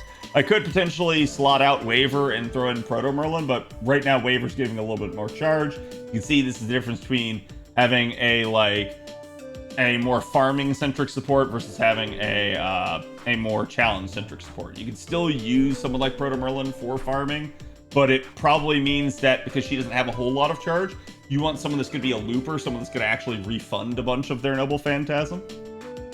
That way you don't have to do all that stuff. So I basically just start out right here, right off the bat, by charging Ace and rotating Waver out almost immediately. And the reason why is just, one, I don't really care about Waver. He's not event bonus. He's not dealing a whole lot of damage for me. And so what I'm going to actually pull in is instead the support unit, which happens to be a much stronger, like level 118 Castoria. And then basically I'm going to use Ace skills here, which is going to charge her up to full, but it's also going to give the party attack up. So now this Castoria got the attack up instead of Waver, and now I can actually go ahead and fire stuff off if I want. However, this node's a little annoying for me, and I've noticed that. I happen to be running Plug Suit at the moment, which has a stun skill on it. We're going to go ahead and stun the Kelpie, and the reason why is because if the Kelpie lives, the Kelpie will charm one of my units. Really annoying. I hate it, but it just does it, so... We're going to take a Brave Chain here on top of the Noble Phantasms. That'll get us an extra attack, and that'll do a little bit more damage to the Kelpie. We could have also gone with the Triple Buster Chain, just as a trade-off. It's whichever one you feel like you need. So you can see that's going to deal quite a bit. We're just shy of being able to kill some of the side enemies. Sometimes with a good roll, it does kill them. Sometimes it doesn't. It is what it is, but we're going to try to card this out. And if I can card it out, this becomes a 4-turn. If I can't, it becomes a 5-turn. Okay, so just to secure that even more, we're going to pop Castoria's attack up there. Just give a little bit more firepower. And I'm going to actually stagger the cards here, because I'm going to hope that this one card takes out the Kelpie, since Ace is a damage bonus unit. And boom. There you go. It staggers right through. It just keeps alternating which unit it's hitting, and we managed to do it. So this will be probably a 4-turn. Why is it a 4-turn? Because despite my best efforts, I can't actually one-tap Kiara here. But again, this is exactly why I have Castoria Berserker. She is handling the load for me, and she's doing quite a bit better than frankly even Jerker could do for something like this. Because she will not kill, but she will be able to fire off a Noble Phantasm a second time. And the reason why that's going to matter is because sometimes I'm not going to get Castoria Berserker's cards, and if I don't get her cards, then I'm not going to deal enough damage here, and I'm going to have to fire a second Noble Phantasm. Whereas, like, now, yeah, now she's in the, like, possibly killable range. So, yeah, I could just card this out. This was a really, really good result. Normally, she's at about, like, anywhere from 30 to 60k left. If I get cards. But, yeah, this is just send it. Triple Buster, Oonga Boonga, Red Go Burr.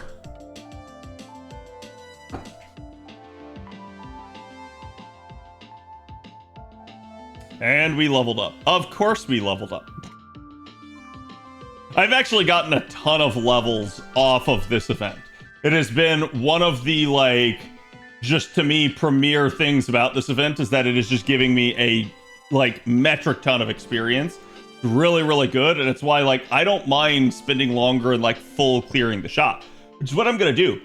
I'm actually going to go get some of the statues and monuments out of the event. Normally on, like, my main accounts, I don't bother to get those. But on a new player account, I want every statue and monument I can get, because that's just going to save me from eventual, like, training ground runs down the line. So it's really, really smart of me to just go ahead and knock that sort of thing out. And we got the Kelpie targeted. Now remember, you can switch targets, but I already knew it just defaults to the right one, so I just went ahead and pressed it. And we don't have a Brave Chain this time. Instead, we're just going to have to go with Castoria Berserker cards.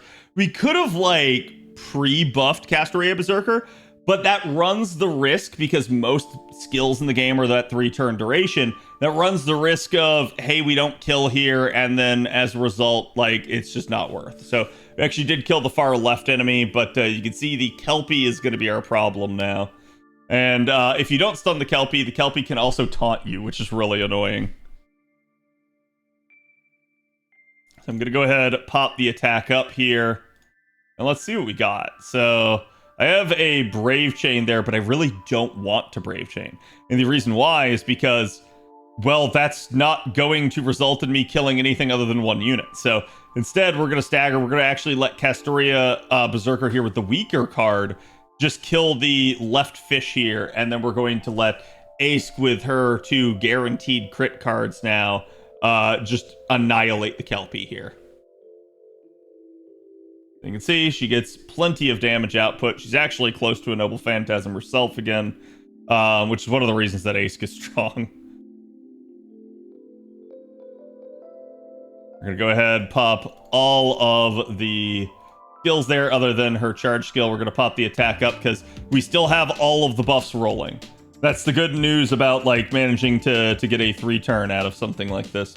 And you can see, if I put the Buster card third, I might potentially get more damage, but 1, her arts card is more buffed, which will be about equivalent damage, and 2, it has a much higher crit percentage, and 3, it literally is her NP gain. So, because you can see Castoria Berserker doesn't actually refund that much off a Noble Phantasm, but what we're going to be relying on is that card to get her back. And there you go, 74% charge just after the arts card, and 92% when all is said and done after that. And, you know, again, Kiara could, yep, I was going to say hit her, and there you go. And you can see she's putting up that party-wide solemn defense, so nobody even took damage there. So it's really, really nice. The problem I'm going to have here is there's an evasion, but that should be doable. One of the things I can do is something like this. I could also pre-card with the arts card if I felt like the Buster card was going to deal more. Basically, we hit her once, got rid of the evasion. If that had been a full turn duration evasion, I just would have had to suck it up and say, this is what it is. This is the free-to-play alt account? Yep. And I can't do the 90++ very well, but I can do the 90+, which is almost as efficient, so it's like, it is what it is. Still really, really good node. The fact that this account can already just sit here and do 90+ nodes is amazing to me. Be it 4-turn, 5-turn, whatever. Like, the fact that I can even exist in a 90+ node is really, really nice. So it's why like getting a new account online is not nearly as hard as it used to be. It is so much easier nowadays. I'm gonna take somebody that had the MLB 4-star C this time. So this account now has Castoria Berserker. It has Ace. It has Oberon and Waver, and it now just pulled Proto Merlin. This account's already stacked. So I'm sitting here thinking like we literally have Ibuki coming up tomorrow, who would be a great like AoE carry, right? And then we also have Castoria coming up in September. Obviously, I definitely want Castoria in September. But it's like, should I go after Ibuki? I think is the question. I only have like 300 courts. So it's like, counts luck sacked enough. I'm pretty positive I won't get her if I roll. But then there's like the what if.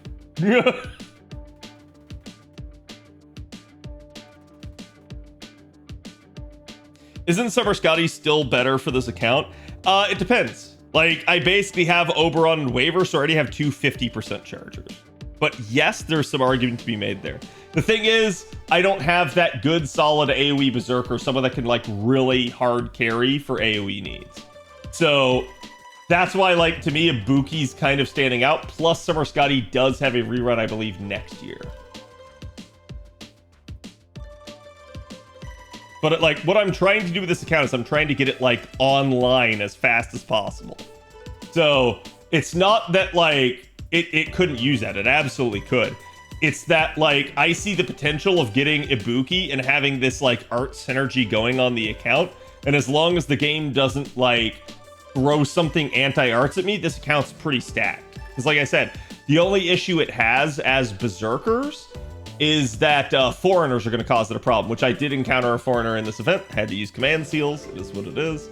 But realistically, unless I do the Epic of Remnants, I'm not going to encounter a foreigner until like LB7. So Berserkers can carry this account pretty much all the way. So at that point, I'm like, yeah, I feel like the potential gains there from that are really strong. Yeah, we'll go ahead and do that. Should be able to get this one done. Dagger the cards, basically. This is actually normal Castoria here, firing off her NP, and there you go, she kills. But again, you guys can see just the sheer power that, like... So, I keep taking a support Castoria. This is normal Castoria, not Castoria Berserker. So, she is the game's, like, premier art support at this point, and she is just really, really good, disgustingly good at facilitating looping, damage output, party-wide protection. She is the whole kit. The only thing she really can't do is sustain, aka healing.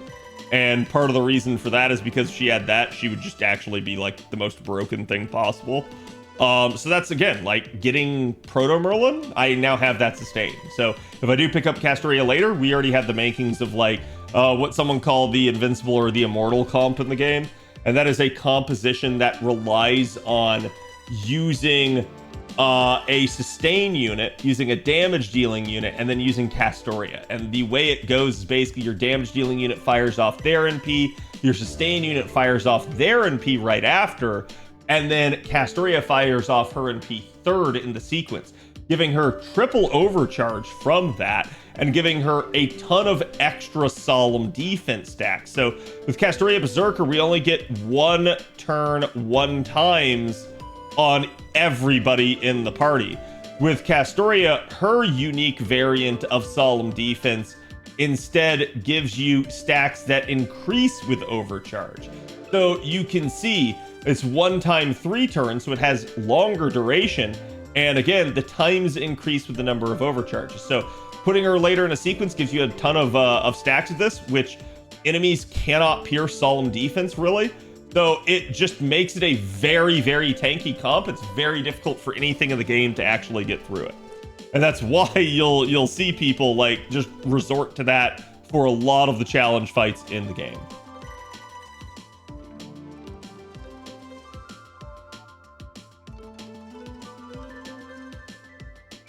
getting Castoria of my own naturally just allows me to run double Castoria, which makes things really, really good.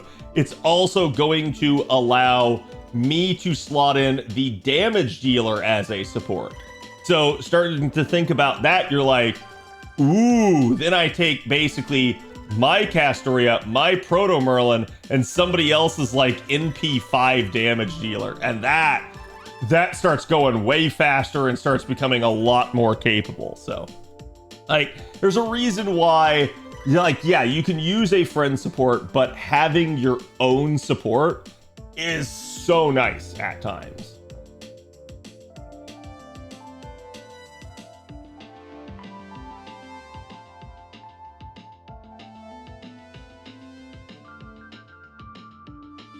Though to be fair, like, long term, I'm not sure how long I will run this account. I may give this account to you guys and say, like, somebody in chat can have it. So it is what it is. Why do I have all arts cards?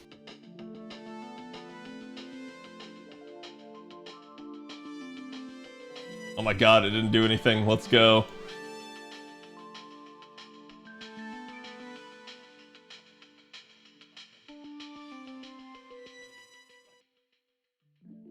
Okay. So, I could also put Castoria's in P first, because this actually provides an attack up to the party if I wanted. But I think doing the triple arts chain here is probably better.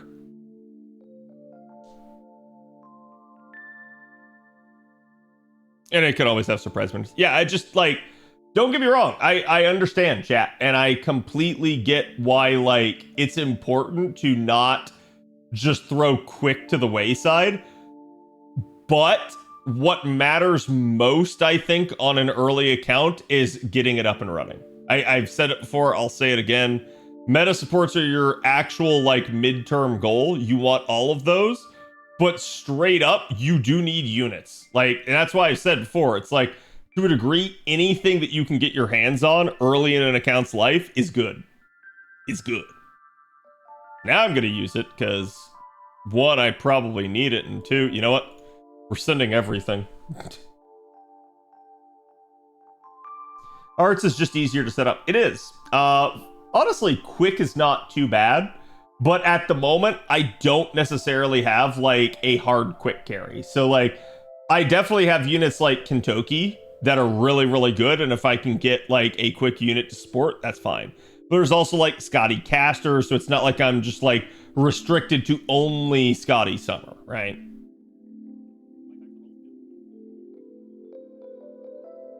If you do keep the new player account going, whom would you make your grand servants? I'm not even going to think about that right now.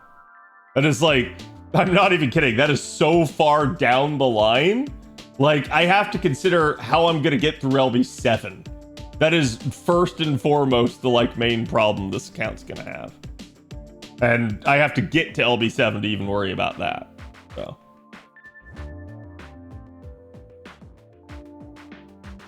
But yeah, it's like, I mean, debating who we're going to roll next. Like I said, I actually think the smart move is to probably just save.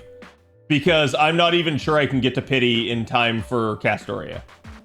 Right? Like, if this were a veteran account, I definitely couldn't get to pity in that time. Because this is a new player account that gets extra courts from things, maybe. It just depends. Wait, what did I get huh? How did I get a Grail tier from that? Grail tiers are basically Grail fragments. If you get 7 of those tiers, you can combine them into one Grail.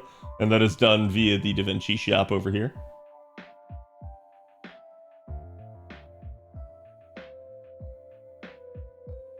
Let's see, exchange tiers of the Holy Grail. Somehow I have 2. It's probably just from whatever that that tutorial quest was that I completed, but is what it is. Yeah, I mean, like, it's just a case of I have to, like, get there. And the problem is, the faster I go, the harder it actually is for me, because the less like we have, right? But yeah, it's a thing. And so you can see, like, there you go. We did all of our runs for the day. I actually didn't level up a second time, thank God. I have all my missions done. I've literally done everything other than clear out all of the last remaining bits of the shop. The one thing I cannot do, where is it? I cannot do the CQ because I haven't finished Solomon on this. So like, it is what it is. Like, you do want to do a CQ for every event that you can. It gives a crystallized lore, so it's really, really nice. But it is just, in this particular event, it is a story locked thing. So usually if either the event itself is entirely story locked, or if there is something in the event that's story locked, it's usually the CQ. And you usually only see that in a Fuyuki required event. So basically the event has no real barrier to entry, but then they say, okay, but we're gonna at least make the CQ require a little bit harder, because a lot of that, it's not about like story implications. It's literally about like, this is harder than probably your account can handle. Interestingly enough, it's probably not harder than my account can handle, but it is what it is. So. Okay, so we have the Meteor Foe there. We also have the Evocation. I do have 300 at the moment though, so I could buy the Fires of Wisdom there, but I think we'll finish off the Leaves, buy the Bow, buy Nocnaria's coins.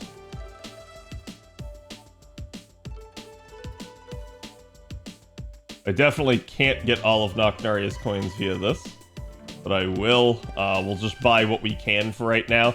Basically, as we do more farming, we'll be able to buy more. And you can actually see the material, ironically enough, I have the most of is gold, Matt. I do not care, though, about buying either of these craft essences because I already have them both MLB.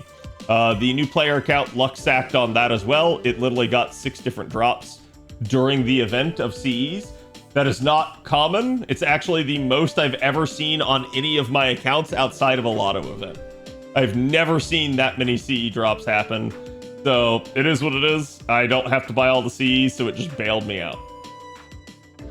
6? Yes, 6. I'm not like, I counted and I could not believe it that it kept happening. Oh. This account it do be that way, chat. Okay, we're gonna buy the remaining Berserker monuments there. And some of the Rider monuments, you can see, we're almost done with the Rider monuments. When we're done with the Rider monuments, I don't have anything else to spend the gold currency on. So at that point, that's looking like more QP for me, because that's probably the best use of it. Monthly shop refreshed? Yes, it did. Okay, chat. I think that is going to be it for me tonight. Hope you guys enjoyed the new player account roles and stuff. Hey, if you liked the video, make sure to like and subscribe, right?